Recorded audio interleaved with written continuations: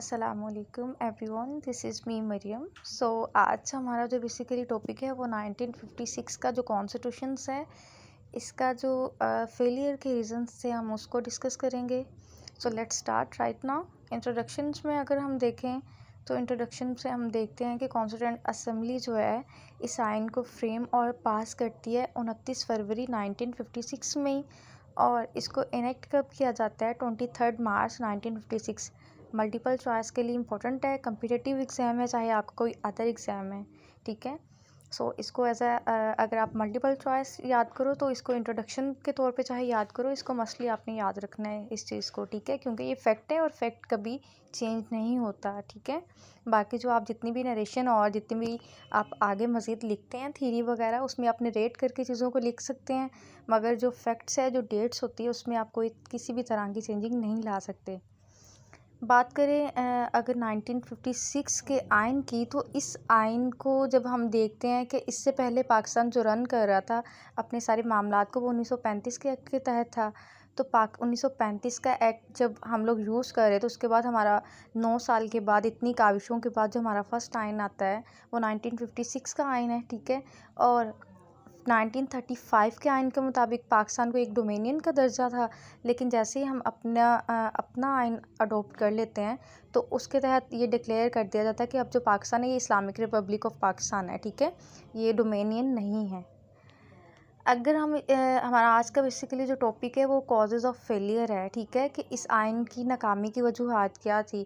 तो उसमें कुछ स्ट्रक्चरल इश्यूज़ थे और कुछ मैनेजमेंट के ऑफ कोर्स इश्यूज़ थे और कुछ इंटरनल फैक्टर्स थे जिनकी वजह से हमारा ये जो 1956 का आइन है ये नाकाम हुआ, ठीक है। सिकंदर मिर्ज़ा क्या करते हैं, 7 अक्टूबर 1958 को मुल्क में मार्शल लॉ की सूरत हाल पैदा कर देते हैं और मुल्क में जो मार्शल लॉ है वो इम्पोज कर देते हैं, ठीक है। जो उस वक़्त हमारे प्रेसिडेंट होते हैं और जो अयूब खान है उसको field of martial law hire करते हैं, ठीक है। फर्स्ट मार्शल लॉ जैसे ही मुल्क में लग जाता है तो हमेशा ये बात हमारे कॉन्शियस में है, ठीक है, अंडरस्टूड है कि जब भी मुल्क में मार्शल लॉ की सिचुएशन आती है, जब मार्शल लॉ इम्पोज किया जाता है तो जो आइन है वो मनसूख कर दिया जाता है, ठीक है। तो जनरल अयूब खान जो हैं वो चीफ़ मिलिट्री आर्मी के मतलब चीफ़ होते उस वक़्त, ठीक है, उनको मार्शल लॉ एडमिनिस्ट्रेटर्स सेट कर देते हैं सिकंदर मिर्ज़ा, ठीक है। मगर हम देखते हैं विद इन फ्यू डेज़ बाद जो है सिकंदर मिर्ज़ा की जो हुकूमत है उसको अयूब खान उन्हें भी बरतरफ कर देते हैं उनके ऑफिस से। हमारा बेसिकली जो फोकस है वो इसके इश्यूज़ पे हैं कि ऐसे कौन से इश्यूज़ थे जिसकी वजह से ये हमारा आइन जो है वो क्या हुआ है, फेल हुआ है, ठीक है। हम स्ट्रक्चरल इशू में अगर बात करें तो ये जो हमारा आइन था ये हाइब्रिड कॉन्स्टिट्यूशंस था, ठीक है। इसमें दोनों जो हम देखते हैं वेस्ट विंग और ईस्ट विंग, यानी कि मौजूदा हमारा पाकिस्तान और बंगाल जो कि एक ही मुल्क था, एक ही स्टेट थी, जो 1971 में सेपरेट हो जाते हैं। तो इन दोनों के जो पर्सनल मफादात थे ना, जो हमारे उस साइड के स्टेक होल्डर्स थे और इस साइड के दोनों तरफा जो हमारे लीडर्स थे वो अपने पर्सनल इंटरेस्ट चाहते थे। वो कहते थे हमारे रिप्रेजेंटेशन में कमी ना आए, ठीक है, जो हमारी पोजीशन है उसमें चेंजिंग नहीं आनी चाहिए, सही है। और चाहे मुल्क का जो इंटरेस्ट है वो मैटर ही नहीं करता, लेकिन अगर वहाँ उस वक़्त हमारे मुल्क के जो पर्सनल इंटरेस्ट है, जो नेशनल इंटरेस्ट है, उस पर फोकस किया जाता है तो आज मुल्क की सूरत हाल और होती। हम अगर ज़्यादा तादाद में होते तो यकीनन हम दुनिया की पार होते।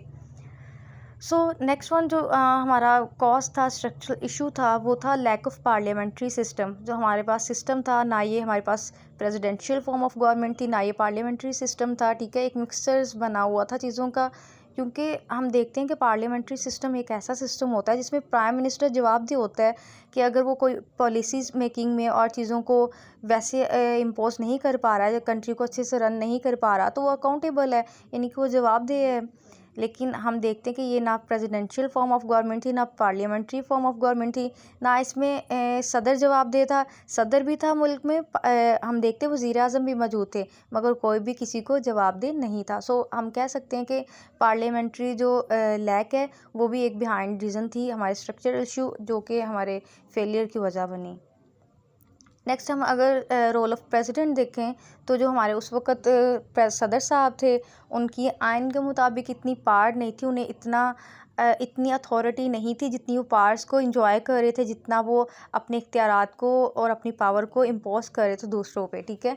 हम जैसे कि देखते हैं 1954 में भी असम्बली को डिसॉल्व कर दिया जाता है, ठीक है। फिर उसी के बाद जिस असम्बली को डिसॉल्व किया जाता है उसी को बहाल कर दिया जाता है।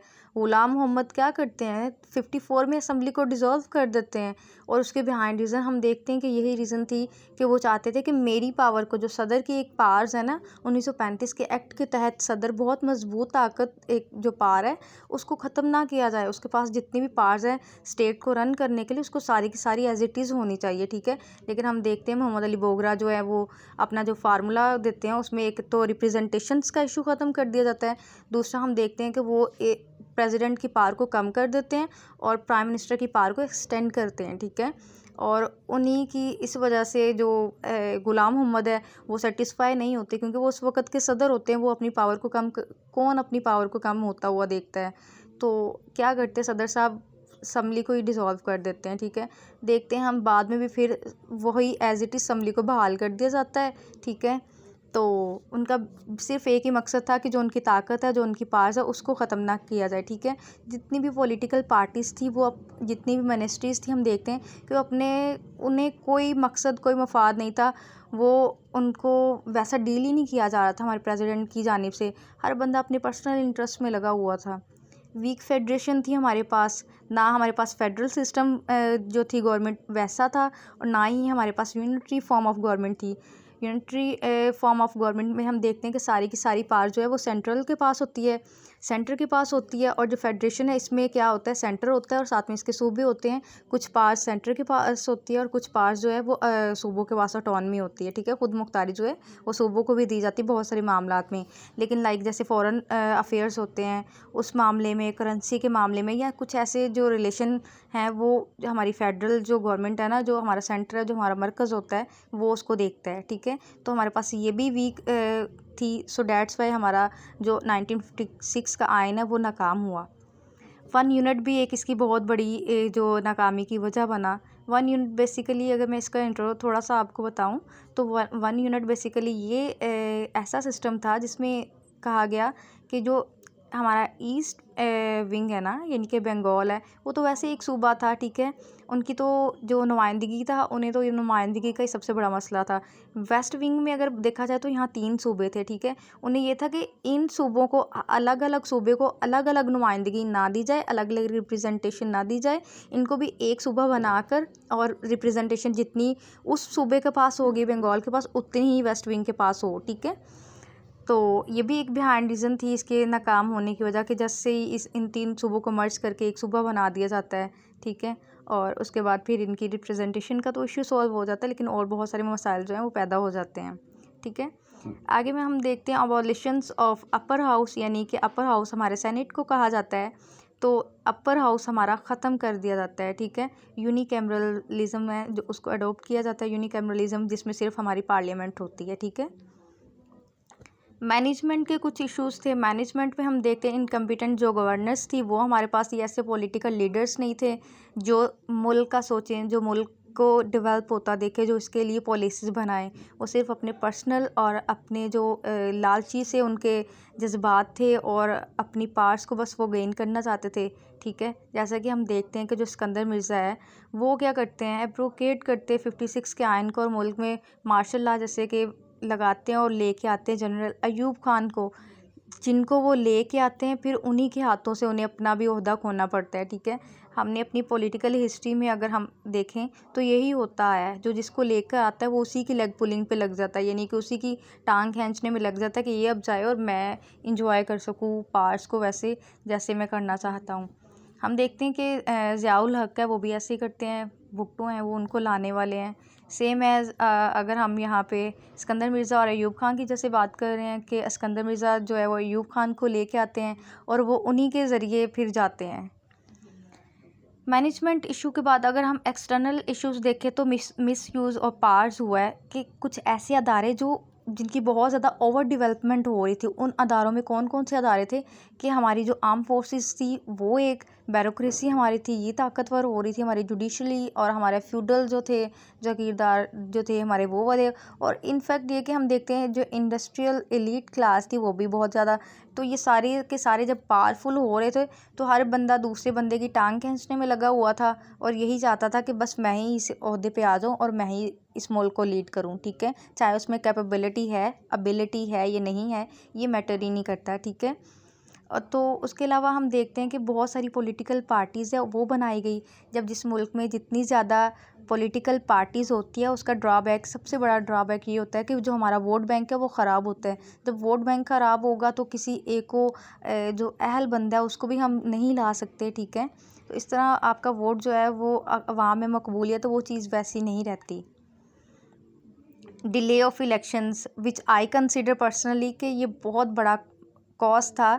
अगर टाइमली हमारे इलेक्शन हो जाते तो वैसी सूरत हाल ना पैदा होती। 1971 में अगर हम देखें कि इलेक्शंस के बाद जैसे पावर्स उनको नहीं दी गई तो उसके बाद हम देखते हैं सेपरेशंस हो जाती है हमारी।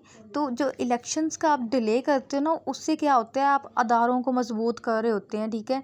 जो पब्लिक ओपिनियन वो चेंज होने लगती है। लोग ये समझते हैं, पॉलिटिकल लीडर्स पे एतबार ही नहीं करते। लोग समझते हैं कि मिलिट्री जो है ना वही काबिल एतमाद है, ठीक है, और उसके अलावा उन्हीं पे एतमाद किया जा सकता है, वही एक स्टेट को चला सकते हैं, ठीक है। लेकिन हम देखते हैं डेमोक्रेसी जो सिस्टम है उसमें लाजमी है कि इलेक्शंस हों, ठीक है। लोगों के मुंतखब नुमाइंदे ही आएँ और उनके हकूक़ और उनके मसाइल को देखे समझे और उनके लिए वेलफेयर का काम करे, ठीक है। कंक्लूजन में हम अगर देखें तो ओवरऑल हमने देखा है कि पाकिस्तान की जितनी भी हिस्ट्री रही है उसमें हमारे ये गवर्नर्स के और जो हमारे पॉलिटिकल कॉन्फ्लिक्ट्स रहे हैं ये हमारे सबसे मेन रीज़न है हमारे नाकामी की, ठीक है। जो हमारी पॉलिटिकल पार्टीज़ हैं उनमें भी यूनिटी नहीं है। हम करंट सिचुएशन में 2024 में अगर देखें तो यही सिचुएशन है। पॉलिटिकल पार्ट्स जो है ना उसको आप तभी कर सकते हो जब आपकी ओपोजिशन आपके साथ यूनिटी के साथ इस कंट्री का सोच कर नेशनल इंटरेस्ट पे काम करके इस मुल्क को आगे लेके जाना चाहती है।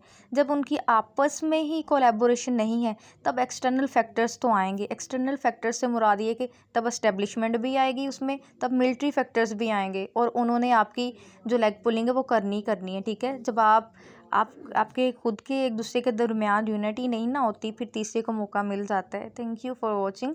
मिलते हैं ऐसे ही नेक्स्ट एक इन्फॉर्मेटिव वीडियो के साथ, तब तक के लिए अल्लाह हाफिज़।